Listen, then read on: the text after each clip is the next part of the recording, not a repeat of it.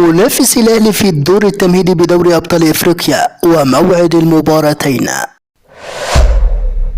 أجريت قرعة بطولة دوري أبطال إفريقيا اليوم الخميس، وأسفرت عن مواجهة الأهلي في دور 32 للبطولة أحد الفرق التالية: جور ماهيا الكيني أو المريخ جوبا من جنوب السودان.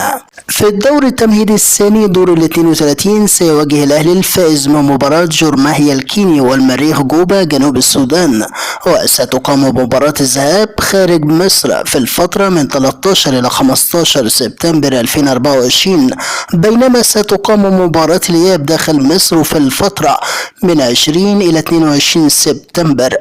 قرر الاتحاد الأفريقي لكرة القدم كاف تعاملا خاصا مع الأهلي كبطل حالي، حيث تمت إعفائهم من خوض مباراة الدور التمهيدي التي ستبدأ قريبا.